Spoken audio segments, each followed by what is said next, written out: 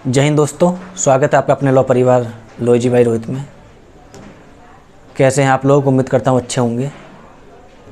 बहुत समय से कोई वीडियो भी नहीं बन पाई थी, कुछ प्रॉब्लम्स थी, कुछ पर्सनल प्रॉब्लम होगी इस वजह से, लेकिन अब कल से उम्मीद है कि कंटिन्यू डेली आपकी वीडियो अपलोड होगी।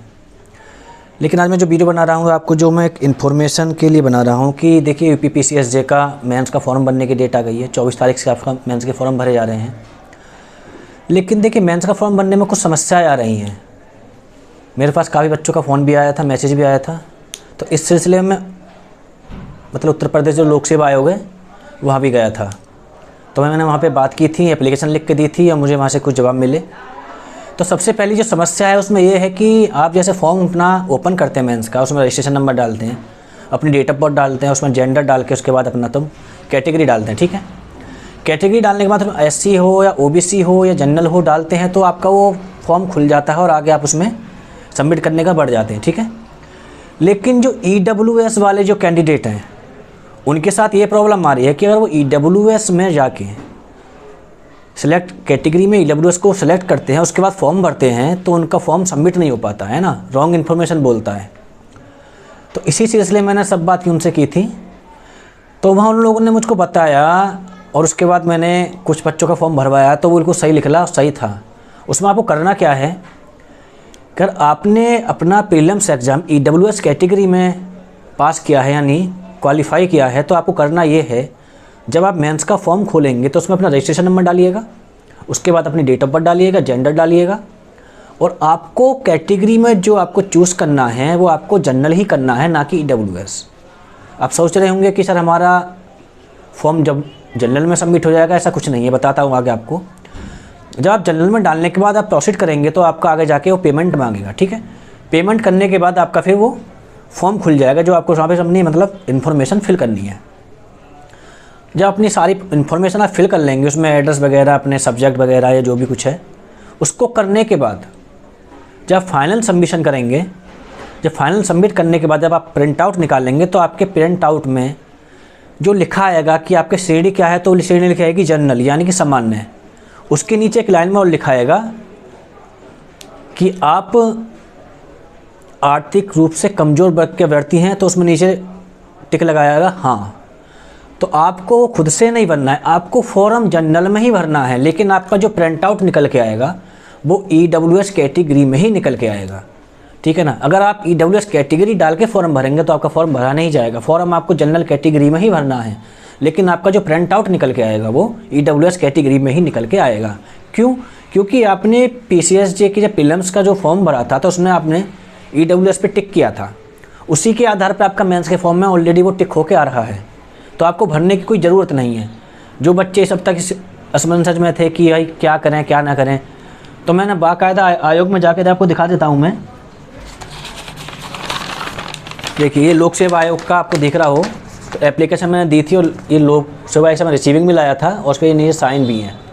तो वहाँ से इसकी पूरा मुझको जानकारी मेल के माध्यम से मिली। उन्होंने मेरे पास मेल किया था कि जो ईडब्ल्यूएस वाले बच्चे हैं उनका फॉर्म कैसे भरना है। ठीक है, और फॉर्म भरने से एक समस्या और आ रही है। वो समस्या ये है कि मान लीजिए आपने कार्ड बस मतलब आपने कोई फॉर्म प्रारंभिक परीक्षा ले जो फॉर्म भरा था, जब आवेदन किया था तो उसमें क्या था कि आपने गलती से टिक हो गया। मान लीजिए आपने कोई गलत कैटेगरी में टिक कर दिया, ठीक है ना, बट आप थे जनरल में किसी और कैटेगरी में। ठीक है, और आपने क्या किया, अब जब रिजल्ट आया तो आप उसी कैटेगरी में क्वालिफाई कर गए और आपका मेंस का भी एग्ज़ाम है। ठीक है, जब आप मेंस का एग्ज़ाम भरेंगे तो आपको वही कैटेगरी में भरना पड़ेगा। जब कैटेगरी में भरेंगे तो आपको सर्टिफिकेट भी चाहिए, तो सर्टिफिकेट नहीं होगा तो आपका मेंस का मतलब फॉर्म फिल नहीं हो पाएगा। तो उसके लिए आप एक क्या करिएगा, फॉर्म को अपना जनरल में भरिएगा। ठीक है ना, और आपकी कोई गड़बड़ हुई है जो अब सही नहीं हो पा रही है तो उससे क्या करेगा, उससे रिलेटेड एक एप्लीकेशन लिखिएगा। ठीक है, और एप्लीकेशन लिखने के बाद उस एप्लीकेशन को जब आप फॉर्म डालेंगे लिफाफे के अंदर जो आपको आयोग में जमा करना है, उस एप्लीकेशन को उस लिफाफे के अंदर डाल देंगे। ठीक है, तो देखिए उसमें कोई पक्का श्योरिटी नहीं है कि आयोग उस गलती को सही करेगा नहीं करेगा, बट इससे यह है कि मुझसे आयोग में ये बोला गया था कि उसको आप लिफाफे में डाल दीजिए, आयोग को सही लगेगा तो उसको वो सही कर देगा। ठीक है, अगर मान लीजिए आपने, जैसे कि आज मैं आपको एक एग्जांपल बताता हूँ। आज मैंने केस देखा था कि एक कैंडिडेट ने डीएफएफ में अपना प्री का जब उसने आवेदन किया तो DFF में अपना एग्ज़ाम फॉर्म भर दिया, ठीक है, बट वो DFF में नहीं थी, वो गलती से टिक हो गया, वो जनरल कैंडिडेट थी। अब जब अपना वो मेंस का फॉर्म भर रही है तो उसका मेंस का फॉर्म नहीं भरा जा रहा है, क्यों? उसको DFF का सर्टिफिकेट चाहिए, उसका नंबर भी डालना होगा, है ना।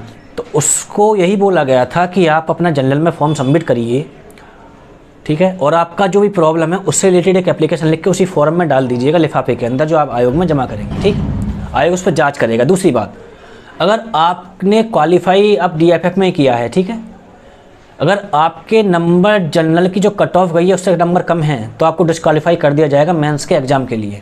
अगर आपके नंबर जनरल से जनरल कैटेगरी में क्वालिफाई कर रहे हैं तो आयोग उस पर विचार कर सकता है और आपको मेंस का बैठने के लिए आपको मतलब बैठने के लिए पूरा सेटिस्फाई कर सकता है, ठीक है।